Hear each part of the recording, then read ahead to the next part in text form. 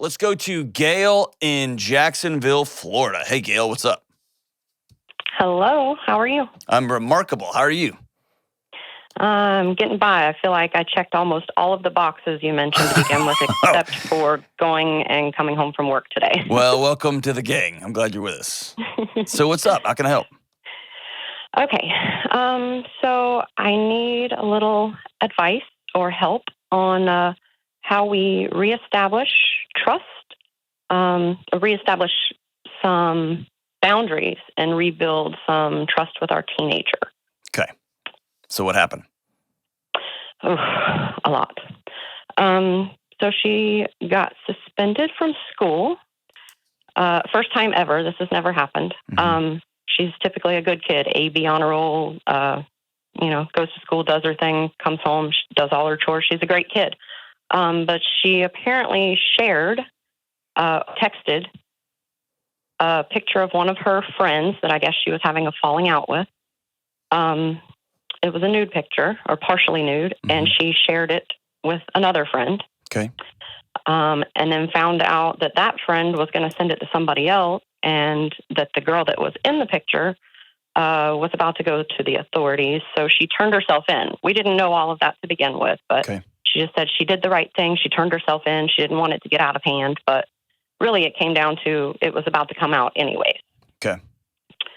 So that's what happened to begin with. She got suspended. Luckily, the parents didn't press charges. It didn't go crazy out of hand. But she did get suspended for a few days. We had some major talks, totally took away her phone. The school had went through her phone. Her dad went through her phone. But then when I went through her phone, I discovered that the reason they didn't find these things is because she had deleted the apps. So we had her write down all of her passwords to everything. Mm-hmm. I went through all of her apps, everything. Found a lot of Snapchats, TikToks, like 3 different Snapchats, TikToks, multiple apps with explicit screen names and some pretty trashy photos. And she had well over 1,000 followers. And this is a very introverted kid, very introverted. Yeah. So we explained to her the dangers of all of this, thought that we do a good job talking and communicating and things. But then we discovered after that, we thought we took all the appliances, but turns out she still had her AirPods and another iPhone. Took those from her. Then I discovered she goes to her mom's every weekend. And I found out that she had another iPhone over there and an iPad over there. So I set the screen time, turned all that stuff off, told her to bring the other iPhone back. She brought it back, went through everything, and then found out that there was some pictures and videos in there of her smoking weed. With this friend that her mom felt like she was a bad influence, and she kind of was.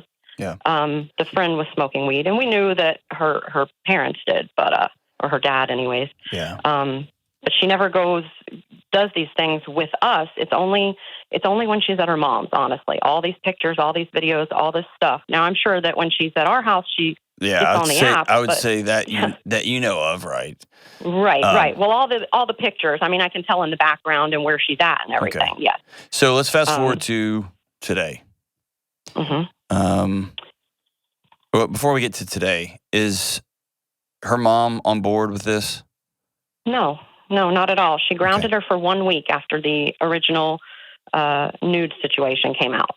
But when mom found out about all her accounts and all of the pictures she's posting of herself and all that, there was nothing? No. It's all good? No, she kept her home for the weekend, basically to babysit her other child so she can go out and do her thing. Okay. And then told her the next week she could go hang out with her friends. Now, whenever he confronted, showed her mom the pictures of the girl that she thought was a bad influence, he's like, listen, yeah, this is why you're right. She is a bad influence. We've known this for a while, but yet you still keep letting her go over there. You still keep letting her do things with this kid. And look, these are the videos to show you of what she's doing with this kid. And she got very defensive about it. She thought he was attacking her parenting. And he is. And I'm attacking everyone's parenting. All right, so here's let me give you some context, and then I don't think the legal part of this is over. I think there was probably a lot of pressure to not make this a big deal, and if you don't say anything, this can kind of go away. This is the kind of thing that will resurface. And while your daughter is really lucky they didn't press charges, I kind of wish they had of. Right. Because that's the only way. This is such a big deal. It's such a big deal. For 1,000 different reasons. So imagine this. Imagine y'all had like a neighborhood. And in your neighborhood, there was the occasional burglary. There was the occasional, somebody got in a fight. And so let's say you had a loaded gun in your house, just in case. I have that, okay, just in case. Right. And then you thought, what's a good idea? Let's give it to our 15-year-old. She should carry it. We'll just tell her about it. We'll just tell her, hey, make good choices. But just in case. Would anybody do that? No. And I've heard you explain this in another one of your shows, giving a kid a chainsaw. And I explained that, to him as well, because I've been saying for a long time, you need to monitor this. You need to look at this. This isn't about monitor. This is scorched earth. Any other screen that is given to this child, any other screen that she has access to, at all, period, is a choice for an adult to ruin her life. Because she's a kid. The fact that she's an introvert, I could care less. You know what she has? 1,000 people saying, we see you and we think you're beautiful. 1,000 people telling her that she's got validation through their thumbs up or their heart emojis or through their private DMs or whatever. And I don't care what kind of parent, no parent can compete with that. Especially a parent dealing with divorced home and who loves me and who's giving me what I want. And I want, this parent makes me eat vegetables, but this one makes me eat pizza, so I love them more. She's a kid. And so if I'm you, it's not about challenging real mom's parenting. It's not about that. It's about saving this little girl. And I would go as far as to take those pictures to the authorities and say, this is happening at this other person's house. You hear what I'm saying? This is not about preserving, I don't want to get her in trouble. I don't want to embarrass her. We are so far past that. I'd call the cops. I would get my attorney and say, hey, we need to resurface this because mom is putting my daughter in an unsafe situation. Is that going to do anything? No. It's going to be drama and a bunch of nonsense. But that's the level I'm at. Because here's what we're doing now. Now I want to paint a picture that 10 years later, if my daughter's not in jail, if my daughter's not involved in stuff that she can't walk back, I want to have a trail of, honey, I fought for you. I went to court for you. I called the police for you. I did everything for you.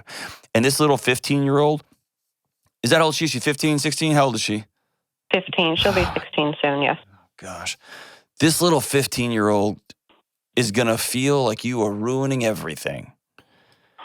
And this little community of hers, this 1,000 people who likes to look at her erotic pictures and all that, this is her lifeline right now. And so when you cut that off, it's going to feel like the end of time for her. Both.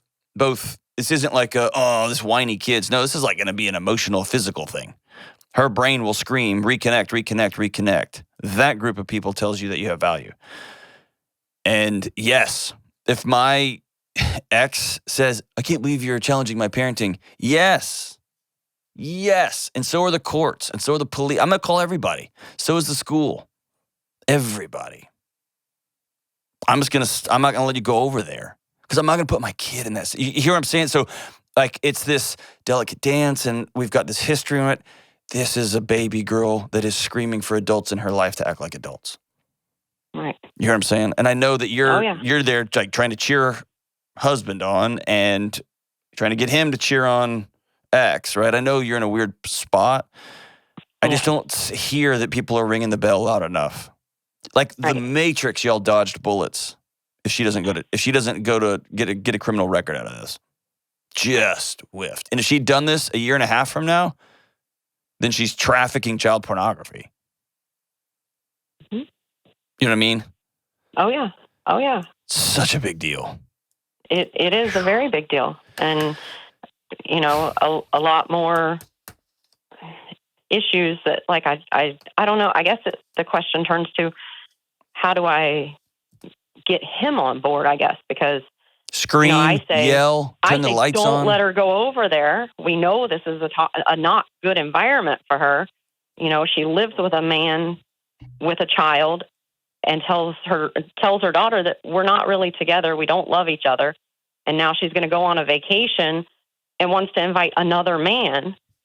And we're like, we can't send you. Like, we need to know where you're going. But he doesn't seem to think that it's his job to get involved in that. Well, she wants to go there for the weekend, or she wants to do this. He has no other jobs on the planet that come before protecting and saving my daughter.